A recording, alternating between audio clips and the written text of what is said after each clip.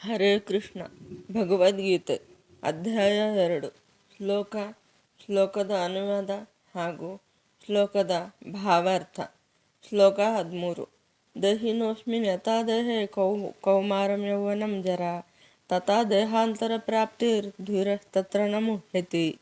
ಅನುವಾದ: ದೇಹಸ್ಥ ಆತ್ಮವು ಈ ದೇಹದಲ್ಲಿ ಬಾಲ್ಯದಿಂದ ಯೌವನಕ್ಕೆ, ಮುಪ್ಪಿಗೆ ಒಂದೇ ಸಮನೆ ಸಾಗುವ ರೀತಿಯಲ್ಲೇ ಆತ್ಮವು ಸಾವಿನ ನಂತರ ಮತ್ತೊಂದು ದೇಹಕ್ಕೆ ಸಾಗುತ್ತದೆ.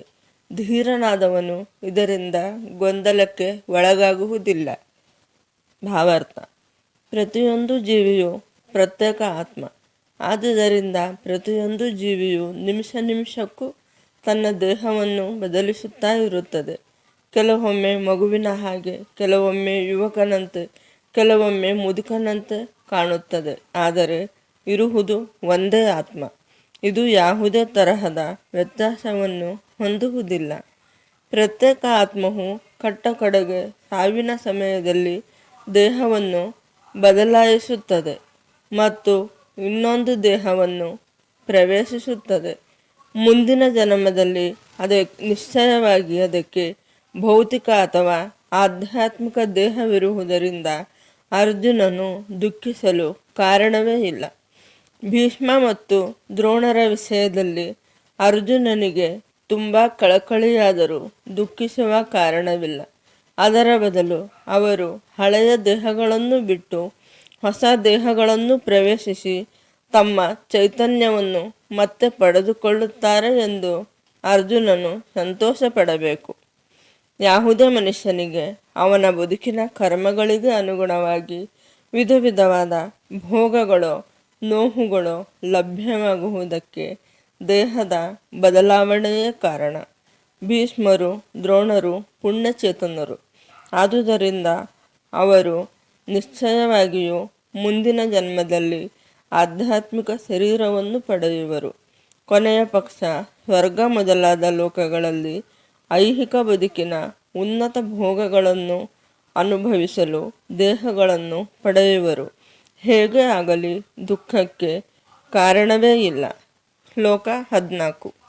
ಮಾತ್ರ ಸ್ಪರ್ಶಾಸ್ತು ಕೌಂತೆಯ ಶೀತೋಷ್ಣ ಸುಖ ದುಃಖದ ಆಗಮಪಾಯಿನೋ ನಿತ್ಯ ಸ್ಥಾಂತಿಕ್ಷಸ್ವ ಭಾರತ.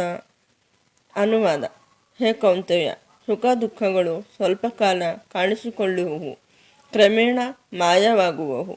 ಚಳಿಗಾಲ ಮತ್ತು ಬೇಸಿಗೆಗಳು ಕಾಣಿಸಿಕೊಂಡು ಮಾಯವಾಗುವಂತೆ. ಭರತ ವಂಶಜನೆ, ಅವು ಇಂದ್ರಿಯಗಳ ಗ್ರಹಣ ಶಕ್ತಿಯಿಂದ ಉದ್ಭವವಾಗುತ್ತವೆ. ಅವುಗಳಿಂದ ಕ್ಷೋಭೆಗೊಳಗಾಗದೆ ಸಹಿಸುವುದನ್ನು ಕಲಿಯಬೇಕು. ಭಾವಾರ್ಥ: ಜೀವನದಲ್ಲಿ ನಾವು ಅನುಭವಿಸುವ ಸುಖ ಮತ್ತು ದುಃಖದ ಮೂಲ ಮಾತ್ರ ಸ್ಪರ್ಶ. ಇದು ಎಲ್ಲವುದರ ಮೂಲ. ನಾವು ಯಾವುದನ್ನು ನಮ್ಮ ಇಂದ್ರಿಯಗಳ ಮೂಲಕ ಗ್ರಹಿಸುತ್ತೇವೋ ಅದು ಮಾತ್ರೆ. ಶಬ್ದ, ಸ್ಪರ್ಶ, ರೂಪ, ರಸ, ಗಂಧ ಇವು ನಮ್ಮ ಸುಖ ದುಃಖಗಳಿಗೆ ಕಾರಣವಾದ 5 ಮಾತ್ರೆಗಳು. ಸುಖ ದುಃಖಗಳಿಗೆ ಒಂದು ವ್ಯವಸ್ಥೆ ಇಲ್ಲ. ಒಬ್ಬರಿಗೆ ಸುಖವಾದದ್ದು ಇನ್ನೊಬ್ಬರಿಗೆ ದುಃಖವಾಗಬಹುದು. ವಿಷಯಗಳ ಸ್ಪರ್ಶದಿಂದ ಸುಖ ದುಃಖ ಬರುತ್ತದೆ. ಮೊದಲು ಸುಖ ಕೊಟ್ಟ ವಸ್ತುವೇ ಮುಂದೆ ದುಃಖವಾಗಿ ಪರಿಣಮಿಸಬಹುದು. ಸುಖ ದುಃಖಗಳು ಬಂದು ಹೋಗುವಂಥದ್ದು. ಅದು ನಮ್ಮ ಮಾನಸಿಕ ಕಲ್ಪನೆಯ ಫಲ. ನಾವು ನಮ್ಮ ಭಾವನೆಗಳನ್ನು ಸಹಿಸುವುದನ್ನು ಕಲಿಯಬೇಕು. ಜೀವನದಲ್ಲಿ ಏನು ಬರುವುದೋ ಅದನ್ನು ಸ್ವೀಕರಿಸುವುದನ್ನು ಕಲಿಯಬೇಕು. ನನಗೆ ಅದೇ ಬೇಕು, ಇದೇ ಬೇಕು ಎನ್ನುವ ಬೇಡಿಕೆಯೇ ದುಃಖಕ್ಕೆ ಮೂಲ ಕಾರಣ. ಬಂದಿದ್ದನ್ನು ಬಂದಂತೆ ಎದುರಿಸುತ್ತೇನೆ ಎನ್ನುವ ಆತ್ಮಸ್ಥೈರ್ಯವಿದ್ದರೆ ದುಃಖವಿಲ್ಲ. ಕರ್ತವ್ಯ ನಿರ್ವಹಣೆಯಲ್ಲಿ ಅಶಾಶ್ವತವಾದ ಸುಖ ದುಃಖಗಳ ಆಗುಹೋಗುಗಳನ್ನು ಸಹಿಸಿಕೊಳ್ಳಲು ಕಲಿಯಬೇಕು. ವೇದದ ಆದೇಶದ ಪ್ರಕಾರ ಮಾಘ ಮಾಸದಲ್ಲಿ ಬೆಳಗಿನ ಜಾವದಲ್ಲೇ ಸ್ನಾನ ಮಾಡಬೇಕು. ಆ ಕಾಲದಲ್ಲಿ ವಿಪರೀತ ಚಳಿಯಿರುತ್ತದೆ. ಆದರೂ ಧರ್ಮನಿಷ್ಠನಾದವನು ಸ್ನಾನ ಮಾಡಲು ಹಿಂಜರಿಯುವುದಿಲ್ಲ. ಮೇ ಮತ್ತು ಜೂನ್ ತಿಂಗಳಲ್ಲಿ ನಡು ಬೇಸಿಗೆ. ಆದರೂ ಹೆಣ್ಣು ಮಕ್ಕಳು ಅಡಿಗೆ ಮನೆಯಲ್ಲಿ ಅಡಿಗೆ ಮಾಡಲು ಹಿಂಜರಿಯುವುದಿಲ್ಲ. ಹವೆಯ ಅನಾನುಕೂಲಗಳನ್ನು ಲಕ್ಷ್ಯ ಮಾಡದೆ ಮನುಷ್ಯನು ತನ್ನ ಕರ್ತವ್ಯವನ್ನು ಮಾಡಬೇಕು. ಹಾಗೆಯೇ ಯುದ್ಧ ಮಾಡುವುದು ಕ್ಷತ್ರಿಯನ ಧರ್ಮ. ಬಂಧುವಿನೊಡನೆ ಅಥವಾ ಮಿತ್ರನೊಡನೆ ಯುದ್ಧ ಮಾಡಬೇಕಾಗಿ ಬಂದರೂ ಕ್ಷತ್ರಿಯನು ತನ್ನ ನಿಯತ ಧರ್ಮದಿಂದ ದೂರವಾಗಬಾರದು. ಜ್ಞಾನದ ಹಂತಕ್ಕೆ ಏರಲು ಮನುಷ್ಯನು ಧರ್ಮದ ನಿಯಮಗಳನ್ನು ಪಾಲಿಸಬೇಕು. ಏಕೆಂದರೆ ಜ್ಞಾನ ಮತ್ತು ಭಕ್ತಿಗಳಿಂದ ಮಾತ್ರ ಮನುಷ್ಯನು ಮಾಯೆಯ ಬಿಗಿಯಾದ ಮುಷ್ಟಿಯಿಂದ ಪಾರಾಗಬಲ್ಲ. ಅರ್ಜುನನನ್ನು ಸಂಬೋಧಿಸಿರುವ ಎರಡೂ ರೀತಿಗಳು ಅರ್ಥವತ್ತಾದವು. ಕೌಂತೆಯ ಎನ್ನುವುದು ತಾಯಿಯ ಕಡೆಯಿಂದ ಆತನು ಬಹುದೊಡ್ಡ ವಂಶಕ್ಕೆ ಸೇರಿದವನು ಎಂಬುದನ್ನು ಸೂಚಿಸುತ್ತದೆ. ಭರತ ವಂಶಜನೇ ಎನ್ನುವುದು ತಂದೆಯ ವಂಶದ ಹಿರಿಮೆಯನ್ನು ಸೂಚಿಸುತ್ತದೆ. ಎರಡು ಕಡೆಗಳಿಂದಲೂ ಅವನು ಬಹುದೊಡ್ಡ ಪರಂಪರೆಗೆ ಸೇರಿದವನು. ಮಹತ್ವದ ಪರಂಪರೆಯು ಕರ್ತವ್ಯ ನಿರ್ವಹಣೆಯಲ್ಲಿ ಹೆಚ್ಚಿನ ಹೊಣೆಯನ್ನು ತರುತ್ತದೆ. ಆದುದರಿಂದ ಅವನು ಯುದ್ಧ ಮಾಡುವುದರಿಂದ ತಪ್ಪಿಸಿಕೊಳ್ಳುವಂತಿಲ್ಲ. ಶ್ಲೋಕ 15. ಯಂ ಹೀನ ವ್ಯಥಯಂತ್ಯತೆ ಪುರುಷಂ ಪುರುಷರ್ಷಭಾ ಸಮ ದುಃಖ ಸುಖಂ ಧೀರಂ ಸೋಮೃತತ್ವಾಯ ಕಲ್ಪತೆ. ಅನುವಾದ: ಪುರುಷ ಶ್ರೇಷ್ಠನೇ, ಸುಖ ದುಃಖಗಳಿಂದ ವಿಚಲಿತನಾಗದೆ ಉಭಯ ಸ್ಥಿತಿಗಳಲ್ಲಿಯೂ ದೃಢನಾಗಿರುವ ಮನುಷ್ಯನು ಮೋಕ್ಷಕ್ಕೆ ಖಂಡಿತವಾಗಿಯೂ ಅರ್ಹನಾದವನು. ಭಾವಾರ್ಥ: ಪುರುಷ ಎಂದರೆ ಎಲ್ಲಕ್ಕಿಂತ ದೊಡ್ಡವನಾದ ದೇವರನ್ನು ತಿಳಿದವ. ನಮಗೆ ಸುಖ ದುಃಖ ಏಕೆ ಬರುತ್ತದೆ ಎನ್ನುವ ಜ್ಞಾನವಿದ್ದಾಗ ನಾವು ಸುಖ ಬಂದಾಗ ಹಿಗ್ಗುವುದಿಲ್ಲ, ದುಃಖ ಬಂದಾಗ ಕುಗ್ಗುವುದಿಲ್ಲ. ನಮ್ಮ ಜೀವನದಲ್ಲಿ ಬರುವ ಪ್ರತಿಯೊಂದು ಸುಖ ದುಃಖಕ್ಕೂ ಒಂದು ಕಾರಣವಿದೆ.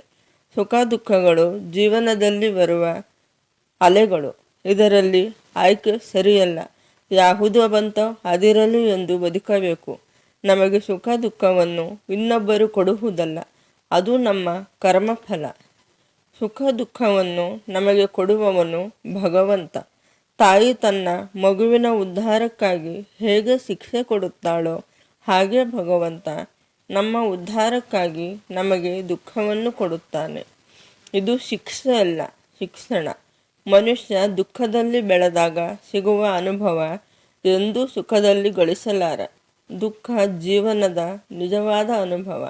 ಈ ಜ್ಞಾನವಿದ್ದಾಗ ಮಾತ್ರ ನಮಗೆ ಸುಖ ದುಃಖದಲ್ಲಿ ಏಕರೂಪದಲ್ಲಿ ಕಾಣುವ ಮನಸ್ಥಿತಿ ಬರುತ್ತದೆ. ಇಂತಹ ಜ್ಞಾನವಿರುವವನು ಧೀರನಾಗುತ್ತಾನೆ. ತಿಳುವಳಿಕೆಯಿಂದ ಜ್ಞಾನ ಬರುತ್ತದೆ. ಯಾರು ಒಂದು ಜನ್ಮದಲ್ಲಿ ಸುಖ ದುಃಖವನ್ನು ಸಮನಾಗಿ ಕಾಣಬಲ್ಲ ತಿಳುವಳಿಕೆ ಹಾಗೂ ಧೈರ್ಯವನ್ನು ಗಳಿಸುತ್ತಾರೋ ಅವರು ಮುಂದೆಂದೂ ಈ ಸಂಸಾರ ಬಂಧದಲ್ಲಿ ಮರಳಿ ಹುಟ್ಟುವುದಿಲ್ಲ. ಇಂತಹ ಮಾನಸಿಕ ಸಮತೋಲನದ ಮೂಲಕ ಭಗವಂತನನ್ನು ತಿಳಿದು ಮೋಕ್ಷ ಪಡೆಯುತ್ತಾರೆ. ಆಧ್ಯಾತ್ಮಿಕ ಸಾಕ್ಷಾತ್ಕಾರದ ಮೇಲಿನ ಹಂತವನ್ನು ಮುಟ್ಟಲು ದೃಢ ಸಂಕಲ್ಪ ಮಾಡಿ ಸುಖ ದುಃಖಗಳ ಆಕ್ರಮಣವನ್ನು ಸಮಚಿತ್ತದಿಂದ ಸಹಿಸಬಲ್ಲವನು ಮುಕ್ತಿಗೆ ಅರ್ಹನಾಗಿರುತ್ತಾನೆ. ವರ್ಣಾಶ್ರಮ ಧರ್ಮದಲ್ಲಿ 4ನೆಯ ಆಶ್ರಮವಾದ ಸನ್ಯಾಸವು ಕಷ್ಟಕರವಾದದ್ದು. ಆದರೆ ತನ್ನ ಬದುಕನ್ನು ಪರಿಪೂರ್ಣ ಮಾಡಲು ಬಯಸುವವನು ನಿಶ್ಚಯವಾಗಿಯೂ ಎಷ್ಟೇ ಕಷ್ಟಗಳಿದ್ದರೂ ಸನ್ಯಾಸಾಶ್ರಮವನ್ನು ಸ್ವೀಕರಿಸುವನು. ಸಾಮಾನ್ಯವಾಗಿ ಕಷ್ಟಗಳು ಉದ್ಭವವಾಗುವುದು ಸಾಂಸಾರಿಕ ಬಾಂಧವ್ಯಗಳನ್ನು ಕಡಿದುಕೊಂಡು ಹೆಂಡತಿ ಮಕ್ಕಳ ಸಂಬಂಧವನ್ನು ತ್ಯಜಿಸಬೇಕಾಗುವುದರಿಂದ. ಆದರೆ ಯಾರೇ ಆದರೂ ಇಂತಹ ಕಷ್ಟಗಳನ್ನು ಸಹಿಸಿಕೊಳ್ಳಲು ಸಮರ್ಥರಾದರೆ ನಿಶ್ಚಯವಾಗಿಯೂ ಅವನ ಆಧ್ಯಾತ್ಮಿಕ ಸಾಕ್ಷಾತ್ಕಾರದ ಮಾರ್ಗವು ಪೂರ್ಣವಾಗುವುದು. ಹೀಗೆಯೇ ತನ್ನ ಕುಟುಂಬದವರೊಡನೆ ಅಥವಾ ಇತರ ಆಪ್ತೇಷ್ಟರೊಡನೆ ಯುದ್ಧ ಮಾಡುವುದು ಕಷ್ಟವಾದರೂ ಅರ್ಜುನನು ಕ್ಷತ್ರಿಯನಾಗಿ ತನ್ನ ಕರ್ತವ್ಯದಲ್ಲೇ ತಾಳ್ಮೆಯಿಂದಿರಬೇಕೆಂಬ ಉಪದೇಶವು ಇಲ್ಲಿದೆ.